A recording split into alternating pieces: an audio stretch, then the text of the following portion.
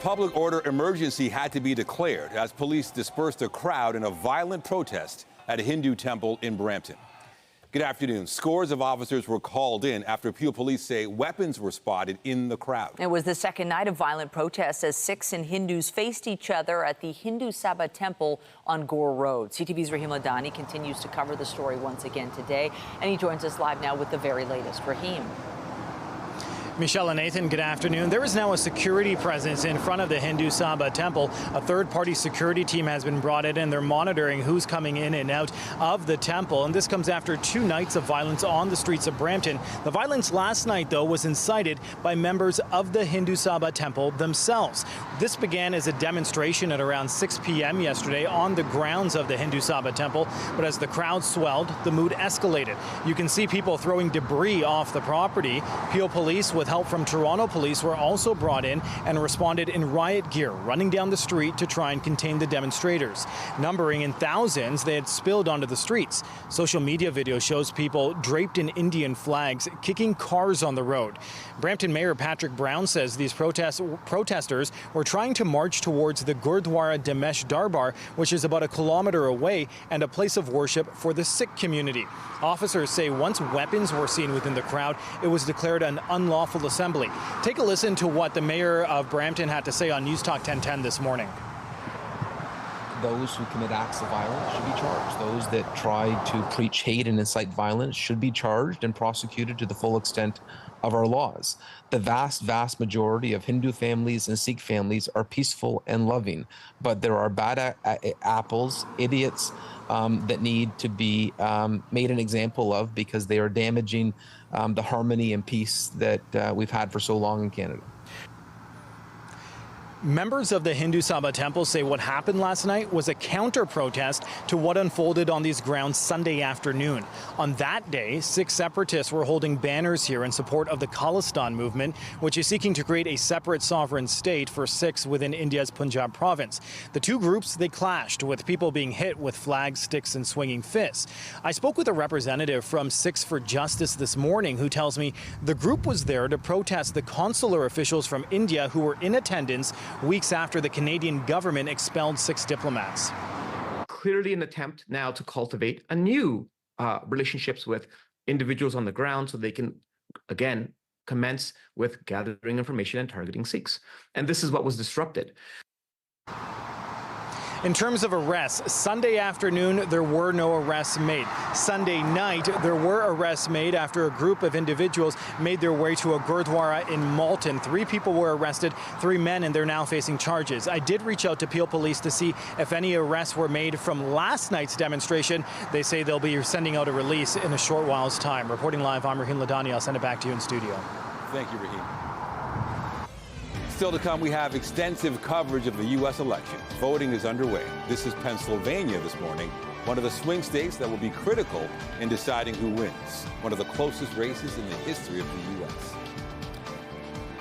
More news in a moment, but first, let's talk about this weather. Big news here in Toronto today is the fact that it is so warm that we broke a record here in November. Jess, tell us what's going on. It is a little unusual, right? We have a really gusty southwesterly wind, and we broke that record set back in 1959 of 20 degrees, and it is a warm one as we get through our day today. This really kind of short, warm spell is going to be impactful over the next day or so. We're watching for some rain, but it's staying far north of the city. We will see the tail end of that impact us as we head in towards the overnight hours, but for now we're staying relatively dry throughout the day, albeit windy. We're looking at wind gusts right now just under 60 kilometers an hour right around the Golden Horseshoe, so it is a warm wind, but it is a gusty one.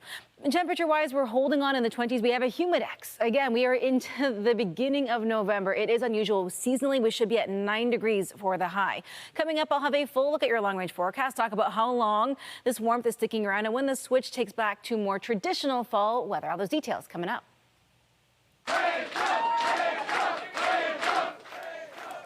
And that's the newest councillor-elect for Toronto City Council. Rachel Chernos-Lynn won the vacant council seat in Ward 15, Don Valley West, last night. And our City Hall reporter Natalie Johnson was in Ward 15 last night and joins us now live from City Hall. Natalie. Yeah, Nathan, a really interesting by-election win in this race last night. Rachel Chernoss-Lynn taking about 55% of the vote, a commanding lead that strategists and even the campaigns themselves were not really expecting here. City Hall was watching this race very closely because of who Chernoss-Lynn was up against. Right-wing columnist and former mayoral candidate Anthony Furey, who said during this campaign that he wouldn't rule out another mayoral run in 2 years' time. Furey is an ideological opposite from this administration, and so the question here was really whether there would be any appetite in the ward, at least, for his style of politics, and if so, how that could set him up for broader political aspirations down the line. In the end, Furey received about 31% of the vote in Don Valley West. The numbers indicate that residents were motivated to vote here, a very good turnout for a by-election especially. Chernoss-Lynn had garnered the support of a broad coalition of progressives, liberals, and centrists who coalesced their vote around her in an effort to stop Furey. The campaign making the case that she lived in the ward while Furey did not, insisting that she would be solely focused on the constituents. Here's more from the victory speech and concession speech last night. A very, very clear and resounding message from the people of Don Valley West that they want local leadership. They want experience. Experience matters. They want optimism. They do not want division. They want optimism. They want someone who is going to bring people together, who's going to get things done, who's going to work collaboratively, and who's going to really care about Ward 15. People are very blessed to have her elected. The fact that she got more than 50% of the votes tell you that people have faith in her delivering results right here. All of those people here in Toronto, Ontario, all across Canada who want to see positive change, moving towards common sense values, this inspires me so much. You have inspired me that you are going to continue to bring about change in your communities all across Toronto and all across Canada because of the passion that you brought to this race. It was phenomenal. Now, I do want to add, and I don't want to be accused here of being a sore loser, but it must be said that, boy, we were up against stuff. We were up against, oh boy, one of the ugliest voter suppression campaigns that we have seen in recent Toronto political history.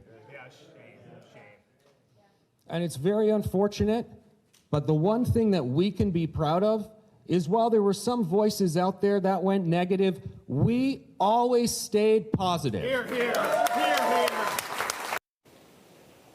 And as you saw there, Mayor Olivia Chow was on hand at Rachel Chernoss-Lynn's victory party last night. Chernoss-Lynn will be a new ally for the mayor in this administration at City Hall. A very different dynamic, certainly, than if Anthony Furey had won. Reporting live at City Hall, I'm Natalie Johnson. Michelle, over to you. Thank you, Natalie. Now to a home invasion in Nobleton, north of Vaughan, where one person was shot while trying to help a neighbor. It happened on Paradise Valley Trail at about 6:30 p.m. CTV's Mike Walker is in Nobleton and joins us now live with more. Mike.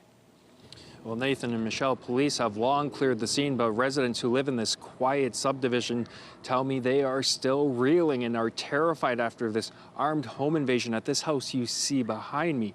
Now, the man who was shot while trying to help his neighbor, I'm told, is still recovering in hospital and is expected to survive. As you mentioned, this happened on Paradise Valley Trail around 6:30 last night. York Regional Police say the one suspect shot the neighbor who rushed over to help. Investigators say two men were spotted leaving the scene in a pickup truck wearing construction vests and hoodies. At this point, police tell me the suspects are still at large.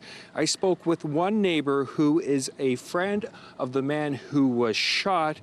She's been in contact with the victim and his family. Here's more from her on what happened here last night. And I called the wife and she said, yeah, they are in the hospital. He got shot trying to, rescue the neighbor because someone called him and said that, go see, we already notified the police, but go see if you can do something because they are hurting my mom. So he just went there to scare them, but I guess they shot back with a bullet. A little boy was 5 years old was following his father behind. He was not even aware that his little boy was behind him when he went and knocked on the door. So by a miracle, the child survived because the bullet could have hit the child too. Now, we attempted to speak with people who live at the house where this armed home invasion happened last night. They declined to comment on this. York Regional Police tell me they are anticipating releasing more details about this investigation this afternoon. We'll have that information tonight on CTV News at 5 and 6. Reporting live in Nobleton, I'm Mike Walker. Michelle, back to you. Thank you, Mike. To the U.S. now, where the candidates have had their say, and now it is voters' turn. Donald Trump cast his ballot in West Palm Beach about an hour ago as Americans choose their next president today. It is believed to be a razor-thin race, with the 7 key swing states expected to play a key role. This morning, the Republican nominee spoke before voting. We ran a great campaign. I think it was maybe the best of the 3. We did great in the first one. We did much better in the second one, but something happened. And this was the best. I would say this was the best campaign we ran. President Trump, do you accept the possibility that you and Vice President Harris both might not get to 270 electoral votes by the end of tonight? It should never happen. A thing like that should never happen. This election should be over. They spend all this money on machines.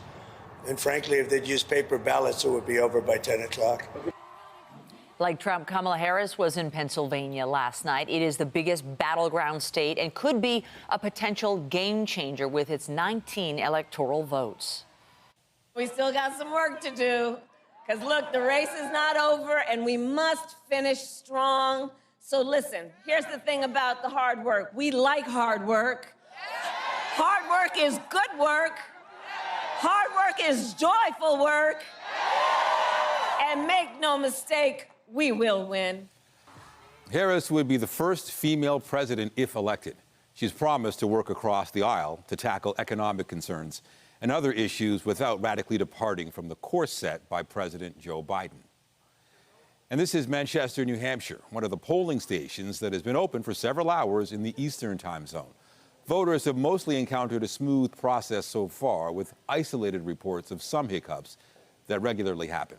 They include long lines, technical issues, and ballot printing errors.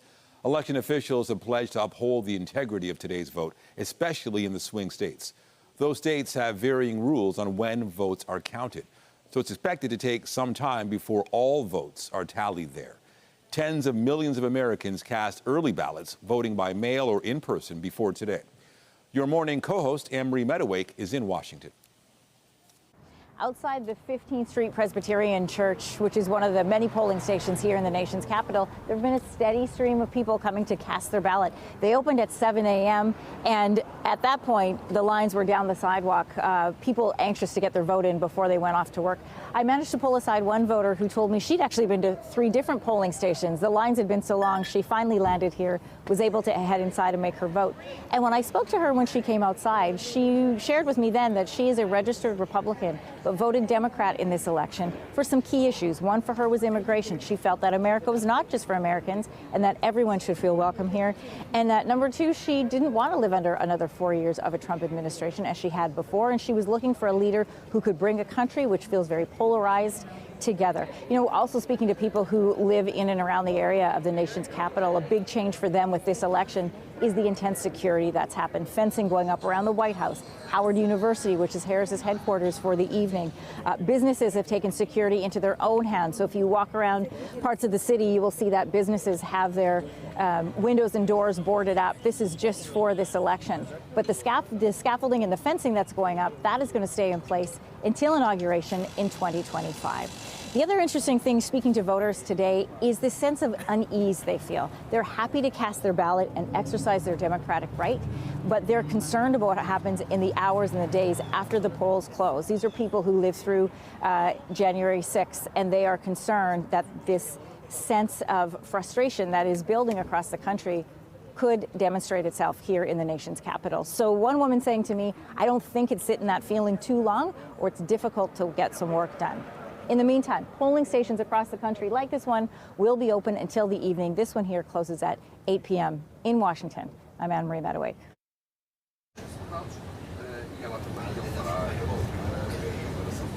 Hi there. I'm here in Washington, D.C., where it certainly feels like people are holding their breath in anticipation of results as they begin to come in tonight. The polling has shown both on the national level and at the state level in those key swing states that this race is a toss-up, and that is the feeling you get on the ground. In anticipation of any outcome, there is additional security deployed around the entire city, additional Secret Service as well at the Vice President's residence or at Howard University, where she will be kind of looking through the results this evening and holding, a sort of event with supporters. Even behind me at the White House, there's an additional perimeter that's being set up in anticipation of what might or what could happen. As for those results, we've got our eyes keenly peeled at them. Two of those swing states, North Carolina and Georgia, lots of people voted by mail and in advance voting, and so the count would come in fairly quickly. We are anticipating we could get results there starting at 7 o'clock Eastern, and that's when we're really going to be able to tell, okay, do the polls hold? Is it as close as these polls have indicated, and will we be in for a long night and perhaps even a long week? Or is there something the polls didn't capture, and is there something happening on the ground that gives one candidate a massive advantage over the other in those two states that could give us a clear indication of where things are headed tonight? That gets underway at 7 o'clock Eastern. We've got our eyes peeled, of course, on those results. Pennsylvania, seen to be the key state of all the swing states, likely not getting results for there until midnight, 1 a.m. Could be a long night and even a long week. Back to you. And Vash, you will join chief anchor and senior editor Omar Sachedina starting at 7 p.m. Eastern on CTV News Channel. To Queen's Park now, where getting housing built is front and center in the legislature. CTV's Queen's Park Bureau Chief Siobhan Morris has the details. With housing starts down and the end to the housing crisis nowhere in sight, a challenge from NDP leader Marit Stiles. If the Premier can't get the job done, isn't it time he got out of the way and let those of us who actually have a housing plan get it built? In a moment, Progressive Conservatives are said to be contemplating a spring election. If the Leader of the Opposition wants to go to the people of the province of Ontario and ask them for a mandate, I welcome it, Mr. Speaker. Stiles pressing the government on having voted down an NDP pitch to get back into the business of building homes. We put a real housing plan on the table, a plan that would double the supply of permanently affordable homes by working with non-market providers. A proposal the Minister of Housing defends voting against. It was a tired, old plan that failed and continues to fail the people of the province of Ontario. Meanwhile, there are growing questions about the cost of removing bike lanes, something the Premier has vowed to do along Bloor, University and Yonge. We're going to reimburse the removal of the bike lanes. What's not clear is if the province will cover the cost of lost staffing hours and setting up bike lanes on side streets instead. We'll work with the municipalities, but what we know is the cost of gridlock is causing this province a significant amount through lost productivity. One of the motivating factors the government insists for pedaling backwards on bike lanes. Siobhan Morris, CTV News. There could be a major jump in the cost of childcare for some families. CTV News has learned at least 2 private operators have decided to pull out of the National Child Care Program. CTV's Janice Golding has the details. CTV News has learned at least 2 private daycare centers will opt out of the national $10 a day childcare program in the new year, meaning a hefty fee hike for parents. Parents at both Sunnyside Daycare and Teddy Bear Academy on High Park Avenue were informed by letter that they have until the end of the month to decide whether to withdraw their children. Each center has indicated they'll cease participating in the Canada-wide early learning and childcare program that has reduced parent fees by more than 50% since it was first implemented in 2022. That will be something that owner-operator thought long and hard about, was probably very worried about, didn't want to do. Letters from the daycares read, there are 2 important elements to be aware of regarding the new tuition. A, there has only been 1 increase in tuition since October 2019. And B, participation in CWELC after COVID-19 restricted any fee increases during this period, meaning factoring in deferred increases, parents will face fee hikes of around 17% for infants, 18% for toddlers, and 19% for preschool-age children. While Ontario's education minister expressed her regrets, the province has repeatedly expressed deep concerns about the sustainability of the program without more funding. This is their signature program, yet the province of Ontario has provided 3 times the amount of funding that the federal government has. In August, the province announced a new funding structure that would be implemented on January 1st, saying it would give operators more spending flexibility, with funding to be based on region, the number of spaces they operate, and how many children they serve in each age group. However, the Association of Daycare Operators of Ontario, which represents more than 400 owner-operators, says it's not that simple. The process of figuring out how this new funding formula is going to impact your center is really pretty complicated. And while Andrea Hannon says this is not a choice daycare providers want to be making, many feel they've been left with no choice at all if they want to keep their doors open. Janice Golding, CTV News. Bryan Adams has been part of our musical lives for more than 4 decades. While he's still making music, he's also looking back at his career and the music that influenced him. Our Andrea Case joins us now in the studio with an update on this beloved Canadian. What's he up to, Andrea? A lot, Michelle. Nathan, good afternoon. Yeah, it may be hard to believe, but rock star Bryan Adams turns 65 today, but he's not about to retire. In fact, he has a new venture, and I spoke to Adams yesterday all about it from Munich, where he's currently on tour.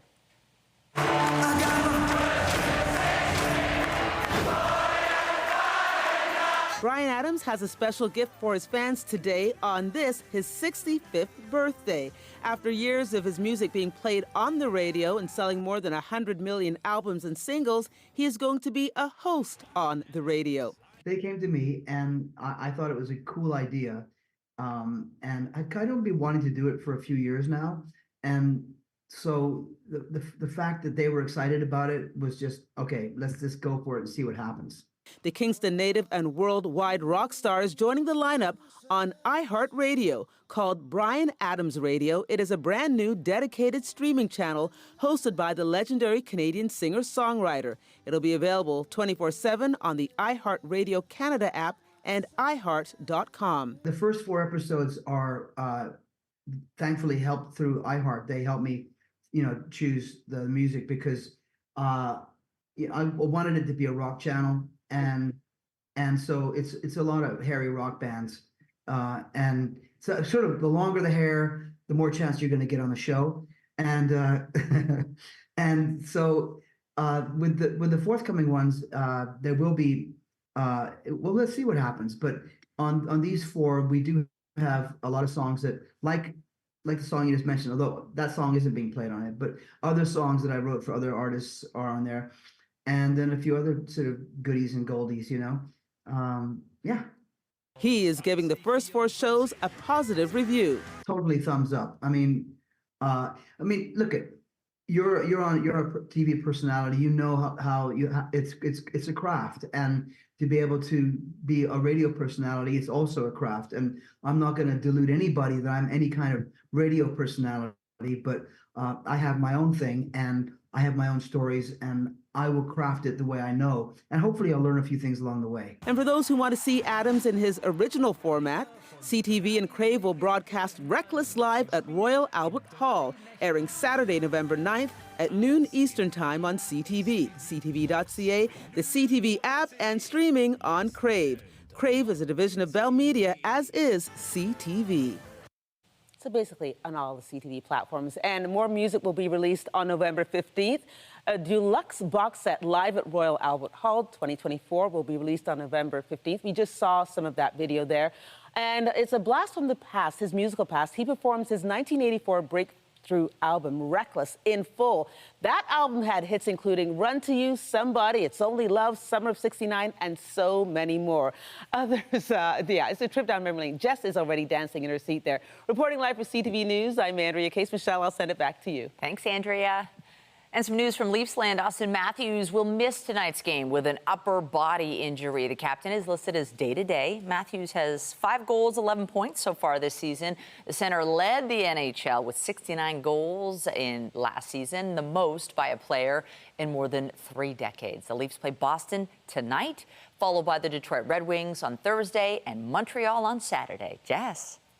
Well, not quite hockey weather, some would say, but we are into the 20s as we get through our Tuesday here in the city of Toronto and across southern Ontario as a surge of warm and windy conditions overtake us. We're looking at an afternoon high. We're kind of already there around 23. We should be at 9 degrees. That sunset time now, 5:02 p.m. That is early. Coming up, I'll have a full look at your long-range forecast, let you know how long this warm weather is sticking around, and we see a bit of a shift back to more seasonal daytime highs. All those details after the break.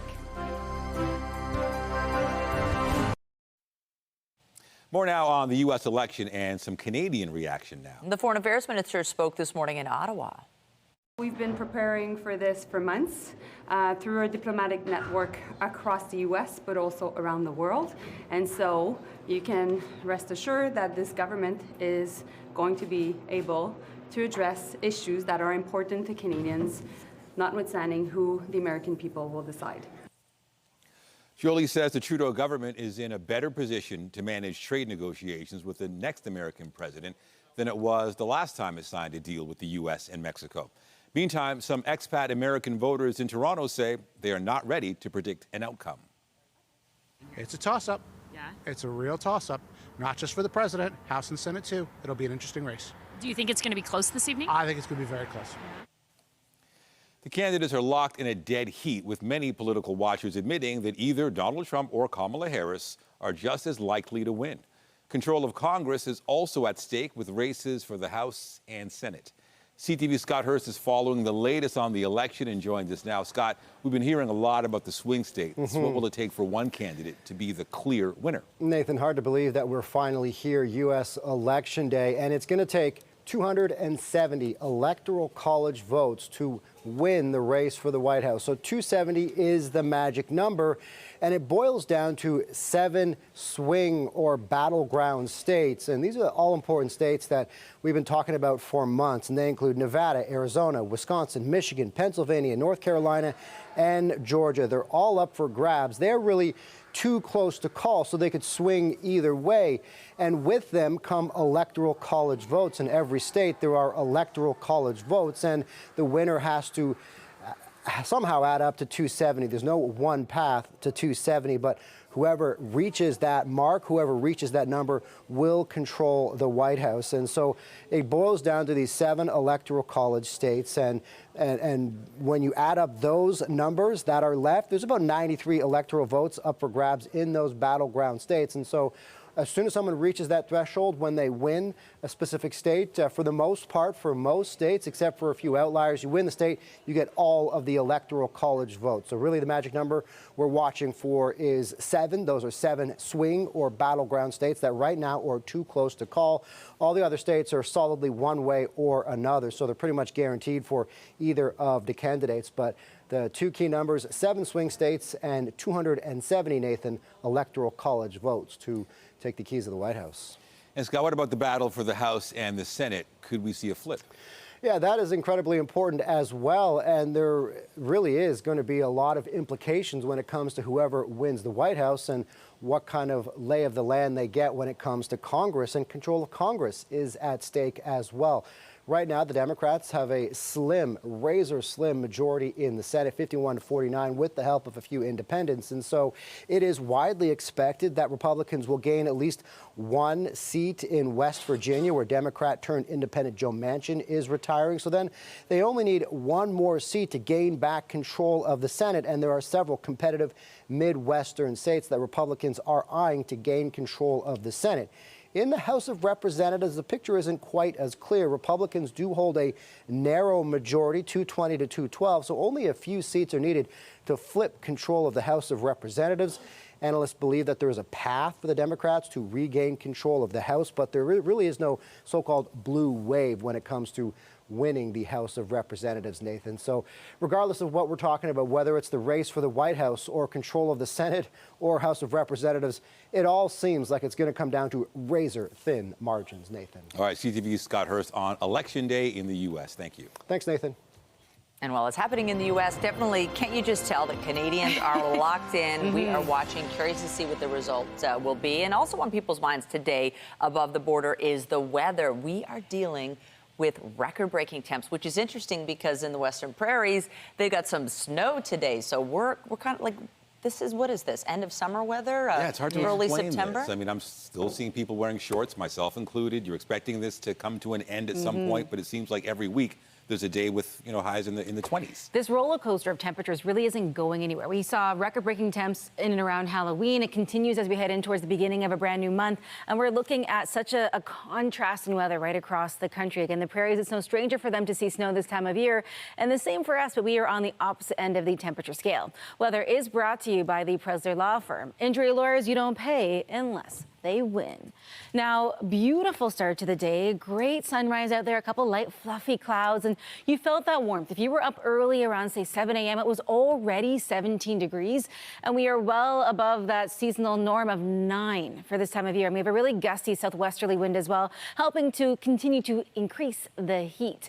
It is unusual, and we have likely broken a record we'll wait to hear officially from Environment Canada, but the old one was set back in 1959 of 20 degrees, and we are sitting right around 23 at this hour. Now, as we head in towards the rest of our day, we're not seeing too much of a change, honestly, temperature-wise. The winds will get a little better this evening, but it remains gusty.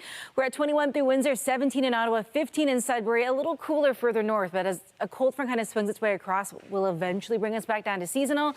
We will experience those single-digit highs again soon. But as we head throughout the afternoon, again, everybody's sitting in the upper teens, low 20s. We're at 24 through Niagara, 23 here in the city, 22 in London, and we have humidex values as well to contend with as we head throughout the day today.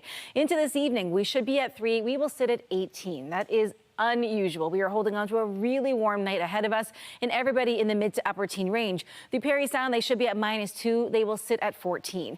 We're watching this line of showers that sits north of us for the majority of our day today, but as it pushes out, that tail end of that system will come through overnight. So say you work shift work, if you're getting out around between 2 and 3 a.m., you're looking at the chance of a few showers making their way through.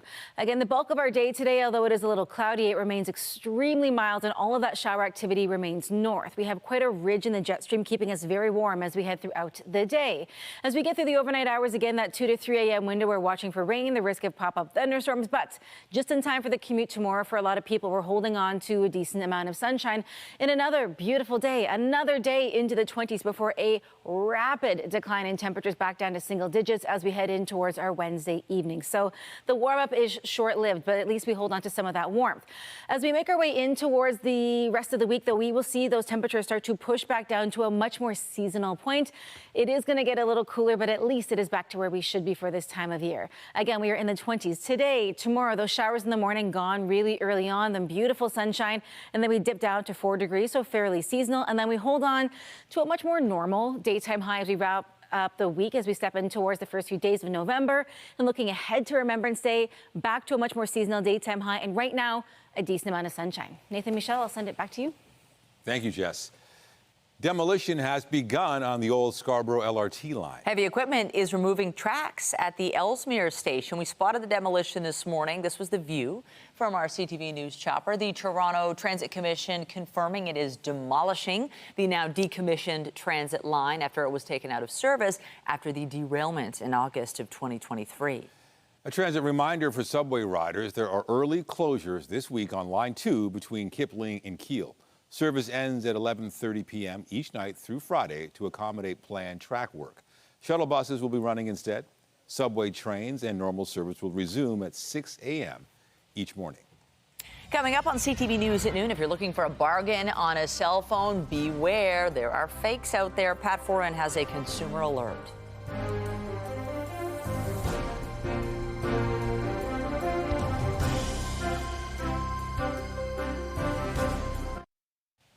About 85% of Canadians have a smartphone, and once you have one, it's pretty hard to live without. If you need to replace yours, you can spend between $1,000 and $2,000, which is why many people are searching for deals. CTV's Pat Foran has the story.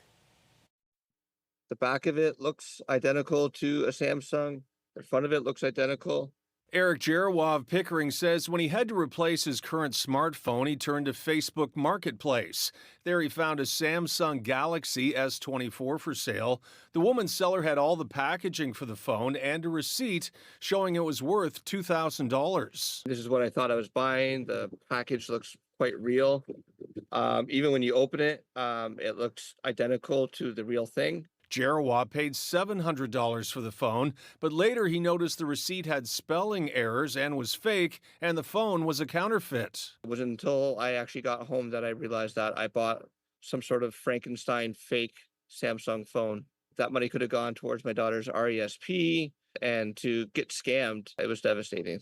I was unaware that scammers can actually open the box, tamper with the phone, and then reseal it like it was never opened. Nathaniel Lawrence of Scarborough also thought he was buying the latest Samsung phone. He found one on Kijiji that looked like the S24 and gave the seller $550 for it. But it also turned out to be a cheap knockoff. I think they opened it up and customized it to make it say Samsung S24, but it's just a random regular Android phone. Consumer Reports says anyone buying a smartphone through a platform like Facebook or Kijiji is taking a risk. You could be purchasing a phone that is not the phone that you think you're buying. You could be purchasing a broken phone. You could be purchasing a stolen phone. If you're trying to save money, check with wireless providers. You can buy older model phones at lower prices, or you can buy refurbished phones from Amazon or Best Buy that will come with a warranty. As soon as Lawrence and Jarawa handed over cash to buy the fake phones, they were ghosted by both sellers, but their ads remain online, hoping to trap more victims. I just don't want other people to fall victim to what I had happen to me. Pat Foran, CTV News. Well, you've no doubt noticed it's dark much earlier due to the time change over the weekend, and then come the spring, the clocks will go ahead an hour. Well, there's a new study that shows our productivity can be affected by these time changes. For more, we're joined by CTV Science and Technology Specialist Dan Riskin. Hey, Dan, how did researchers measure productivity? Well, I love this. It's a really neat data set. There's a thing called GitHub. It's a website where computer programmers, engineers can put their computer code so that other collaborators can work on it. So they've got a place to keep it on the cloud. And GitHub is extremely popular with engineers around the world. And so every time somebody uploads a change, it says where they are and what time it is. And so it's this great way to measure where people are getting work done. And they use this data set over 6 years to look at how daylight savings was impacting people's productivity. And they found two really interesting pieces. One, when March comes and daylight savings happens and you lose that hour of sleep, productivity drops for 2 full days by about 10 to 11%. So it's the equivalent of just throwing away 2 hours of work and never getting it back. But your morning productivity goes down and stays down for 10 to 11 days by about 35%. And you're only able to get your work done if you make up for it in the afternoon. So the fact is, it's throwing us all off for almost 2 weeks, and yet we do it every year willingly. Well, you definitely hear a lot of people griping about it this time of year. Even if we did gain an hour, suddenly people are still tired. Let's get to a study about how much the moods of teens are affected by the social validation of likes on Instagram and other social media platforms. How are they different from adults? Yeah, you know what? This is a really important point. This is a study where they really did do a nice comparison of teenagers versus adults. And what the big take home is that all of us are affected by whether we get likes on our posts or not. All of us get a little bit sad if we don't get as many likes as we expected. But whatever you're experiencing as an adult is nothing compared to what it's like to be a teen. When you're a teenager, your brain is absolutely built to listen for social cues. It's paying so much attention for validation to what's happening with social dynamics. So when you do or don't get likes on your Instagram post, it has a much stronger effect on your mood. And so they measured this in two different ways, with a simulated Instagram where people were posting things and getting likes or not getting likes and recording their mood. And they found that teens were much more impacted by not getting likes. But then they did another investigation where they just looked at real life data on Instagram, and they found that teenagers, much more than adults, pay much more attention to how many likes they got when they're choosing how long to wait before posting their next thing. So you can see it in two different ways, and it really does impact them differently than it does adults. That is interesting. Finally, Dan, mathematicians have actually done the math on what's called the infinite monkey theorem, which is the idea that if given enough time, monkeys banging away on typewriters would accidentally write the complete works of William Shakespeare. What does this new analysis find? The new analysis isn't really changing the big take-home story that if you have an infinite amount of time, you're going to get the complete works of Shakespeare. That's true, because infinity is just, you can wait for anything. But will it happen before the universe dies because of, just the cosmic way that the universe will run out of energy at some point because of entropy? People have estimated how long the universe has to live. It's a very, very long time.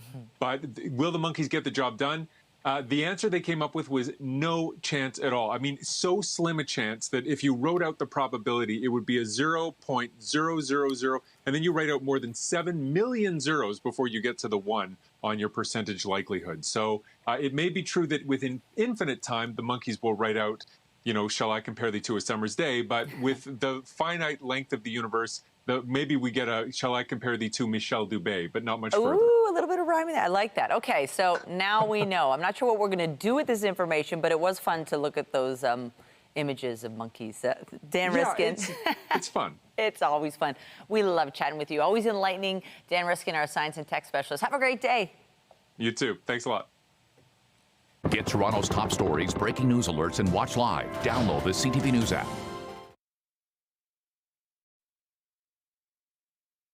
Whatever the result from the presidential election, it will have a major impact here. And Canada is preparing for either scenario. CTV chief news anchor and senior editor Omar Sachedina spoke with Canada's ambassador to the U.S. on how the results could affect the diplomatic relationship.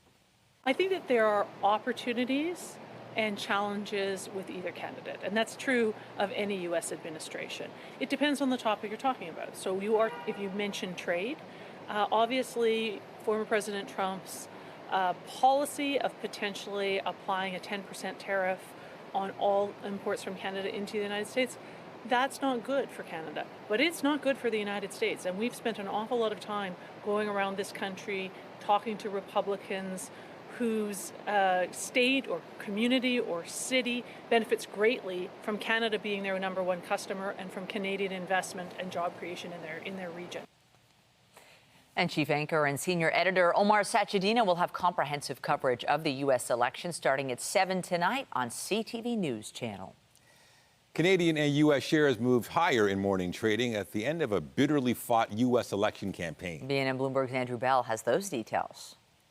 Hello there. Here are your business headlines. Stocks edged higher on Bay Street and Wall Street this morning as traders stood by for a long night of possibly contentious U.S. ballot counting.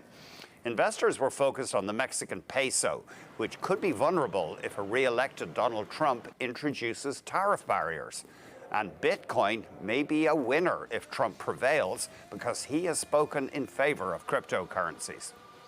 Restaurant Brands International, owner of Burger King and Tim Hortons, posted weaker than expected sales. It highlights the struggle at many chains to attract diners turned off by high prices. Tim Hortons was a bright spot with revenue up more than 2%.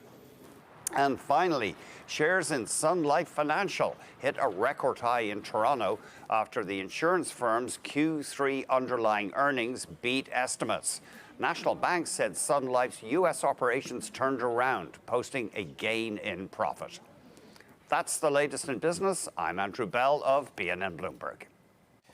The city's executive committee is meeting today. On the agenda are two measures important to Mayor Olivia Chow. The mayor wants to expand the student nutrition program across all schools and get 20 schools that have already applied into the program in the new year. They will also discuss a proposal to get more affordable rental homes built. To get this done, we are lowering the property tax and waiving development charges on rental homes, including deeply affordable units. The city can deliver 7,000 rental homes on our own, and we can take on the cost of these initiatives on our own. The city is also seeking help from the province and Ottawa to build an additional 13,000 new rental units through rebates and low-cost financing. Coming up on CTV News as we enjoy record-breaking warmth today, a reminder, winter is not far away.